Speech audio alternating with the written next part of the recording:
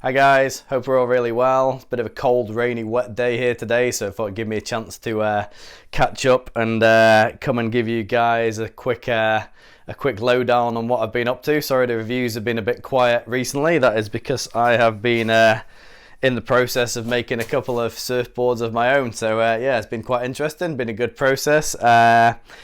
Before I get into telling you a little bit about it, this will probably just be a part one, and then I'll probably do some more parts. I might not go too crazy in depth into how to actually do it, because I'm not really that experienced myself, and I've been having some help from someone who actually really does know what they're doing. So I'll probably just brief over the steps I went through and everything. But there's some really good information out there if you do want to make your own. But yeah, it's very rewarding so far, and I would definitely advise people to give it a go if they're keen. So first up, I'd just like to say a big thank you to Sam at Manana Surfboards. He's just a local guy down the road, and he's a really nice guy, super generous with his time, and he's really methodical, and he's really passionate about surfboards. So it's been a great experience with him. So yeah, big thanks to him for having us around and letting me use the shaping bay and some of his tools and teaching me. He's been absolutely fantastic, and yeah, I'm absolutely stoked with the results we've got so far.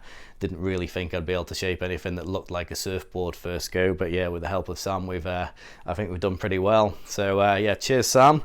Sam's Manana Surfboards. He's a local shaper. He's very methodical. He knows a lot about shapes, and he's very, very into it. He's got eco board certification. He's using we've used polystyrene blanks, and we're going to put epoxy resin over it. So he's using bio resin, and he's got eco board certification. He's looking into stuff like flax cloths as well, so that's really cool. It's nice to see someone who cares about the environmental impact of making the surfboards as well. And yeah, he's just an all-round good guy basically. So thanks Sam. Got the two boards with me here. I'll talk through them a bit. So we've got the number one here, which was basically I started with an idea of something that would be a little bit like my Lost Beanbag, something that would be a really good groveler, maybe just taking a little bit of the width out and changing the shape and pulling the tail in a little bit. So I actually started off tracing one of my other boards, and then I pulled that shape in a little bit and played around with it on a piece of cardboard, and I cut that out, and then that was basically my blank template. And obviously rocker wires, you've kind of, unless you're really good, you've kind of got to work with the blank that you've got. It's easy, it's not too difficult to add rocker, but it's quite difficult to flatten out rocker. So this is probably a little bit more rocker than I ideally wanted, but it's actually come out really nice. So this one's going to finish up at 5'11", 22.5 and 3 inches thick. So as you can see, it's kind of beanbag inspired, but it's a bit narrower. The tail pulls in a bit more. It's a bit more of a cleaner, just a cleaner rounded pin on the tail, and I've kept quite a good bit of volume up front. And then we've got a nice sort of fairly relaxed rocker, but there's a little bit more flick in the tail than the beanbag. And yeah, we've kept quite a lot of thickness, because 5'11's a fairly small board, and I want it to be a small wave beast basically. So that's how this one came out.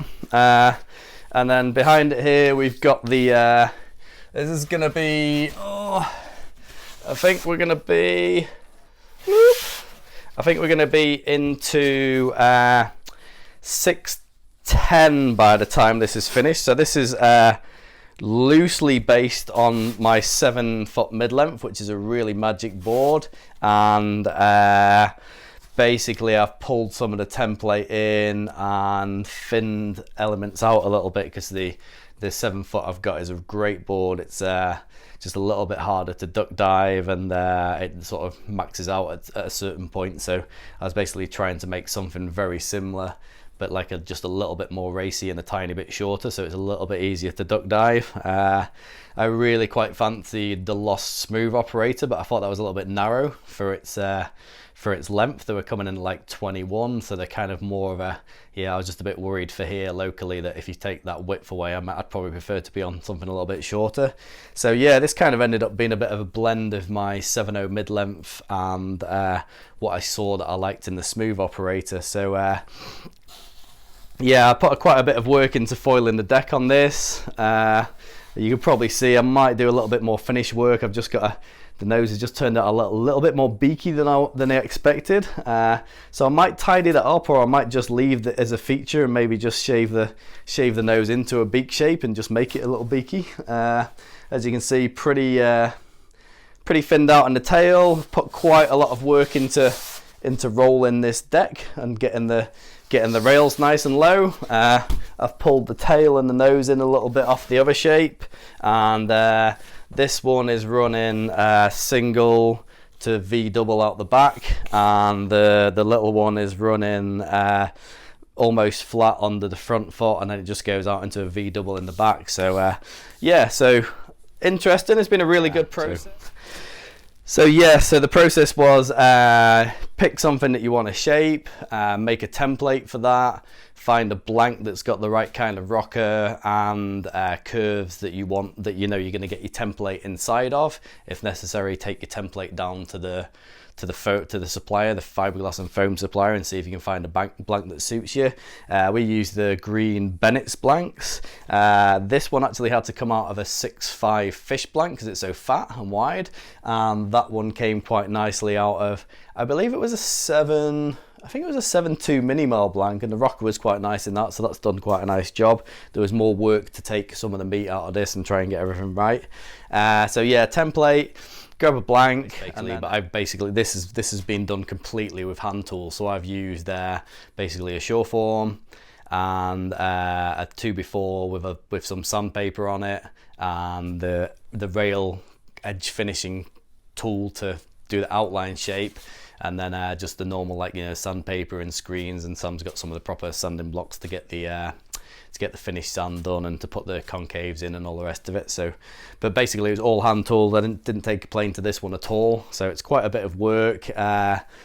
Took quite a long time. You have to make smooth, long, methodical strokes, or count, you know, or be counting the passes you've made on each side and try and make everything flow. You know, I think Sam said to me, it's like you want your shaping to be like as if you're water flowing over the board, which kind of makes sense. So yeah, so the process, I might put some pictures up. Say I'm not going to attempt to do like a full-on "this is how you shape a surfboard" review, because I don't know enough to, you know, I know what I've done. But yeah, so say you get the blank. I would probably do it this way if I was doing it again. Skin the top of the blank, because you don't want to take too much off the top because they get less dense as they get towards the middle. So ideally you just take the skin off the top, and then you basically skin the bottom. This is all, you don't touch any of the shape yet. You skin the top, skin the bottom, keep going with the bottom until you've got like maybe 1/8 more than you want in finished thickness. So I think we finished this at 3 and I left it at 3 1/8, maybe even a little bit more.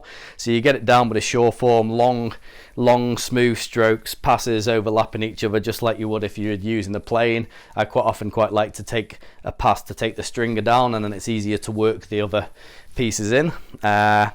So you do that, you get it down to thickness, and then we had a 2x4 with sandpaper on it, and you very carefully make sure you're going all the way full length passes and making sure the whole bottom is completely flat. So your goal is to get your thickness and get the bottom flat, and then that'll allow you to basically put your concaves and everything in the bottom. Now the next step is to position your template along the blank where best suits the rocker. And we draw around the template then to give you a mark to cut to, and then you cut the shape out, which will either be with a saw, or second time on that one I used a jigsaw, and I found it quite easy on the jigsaw, which is good because I'm really, for all my hand skills that I've used, I've never been any good with a handsaw. So yeah, when I did this, it was very messy with a handsaw. But then Sam's got like a right angle block, so you can follow your flat side off the thing that you've already cut, and you can just keep taking long passes around this curve until you pull the outline right into your lines. Because obviously, when you cut your outline, you're gonna leave another 1/8 or 1/2 inch or 1/4 of an inch, you know, whatever you feel you've got to leave to be comfortable, because you can take it off but you can't put it back on again. So yeah, so you do the outline shape, you clean up the outline shape with it's like a 90-degree rail file. It's almost like a snowboard edge sharpener, and you just follow it around and it keeps everything square. So you finish that. Then you put whatever concaves you want in the bottom, and your bottom's close to finish there. So then you flip the board over, and at that stage you could probably start working down, taking a little bit of thickness out of the nose and tail, just blending that in. And if you want to a little bit, you could start working down a little bit of dome into the deck. Not too much, because you want to finish that off again when you blend the rails in. So I think I've got all this right. Don't quote me if I've got steps wrong. It's just a bit of a guide as a general for you guys. So yeah, the bottom's been done, the outline shape's been done. We're moving on to the top.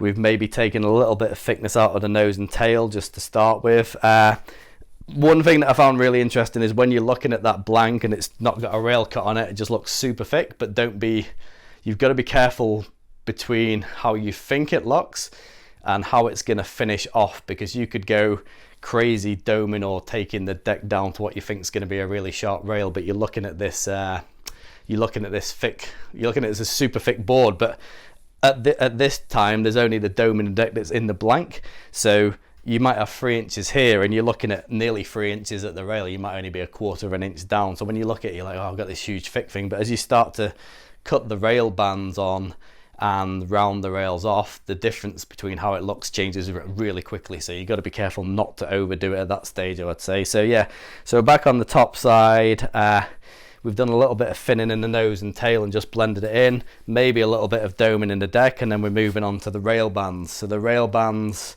you find some information on the internet, but basically you mark a point in, you mark points in on the rail. So you mark like where your apex of your rail is going to be, and then you mark the blend point in the 12 middle, in the 12 and the wide and the nose point, and there's different measurements for each, and you're basically almost cutting the intention is basically to cut a chamfer all the way down the side of each side of the board that brings those lines together. So that'll be your first rail band, and then you'd mark on the second rail band as well.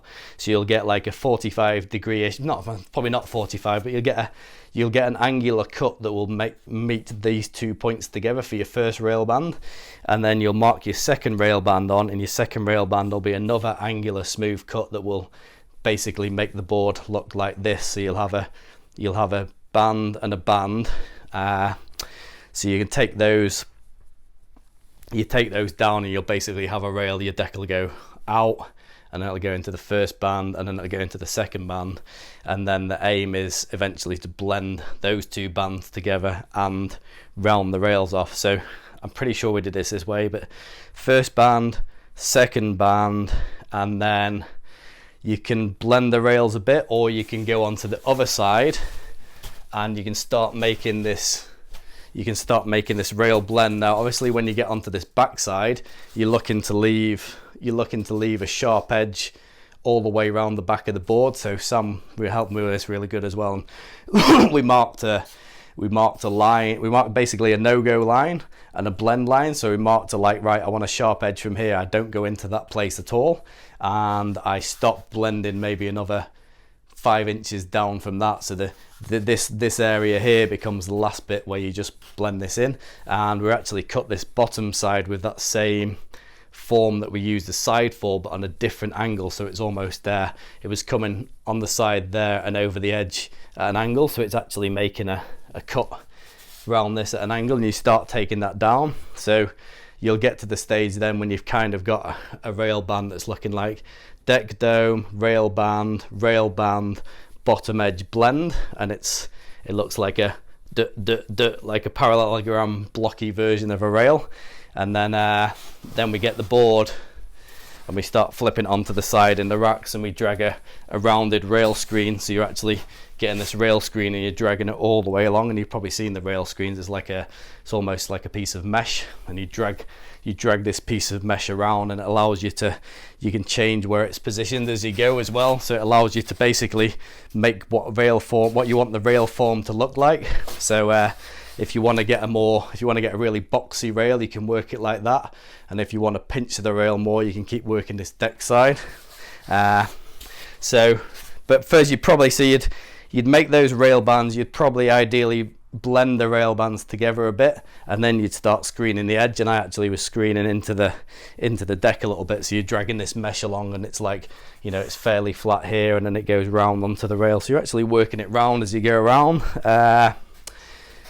And then you sort of start doing your finished sands and any more doming of the deck, and making sure this is all, you know, ideally you'd blend your rail bands together, and then you finish sand the whole deck, and you get any marks and imperfections out, and you make sure everything's square. Like I say, after you've cut the template as well, and you're making those sides even, it's good to mark up and make sure you've got the same.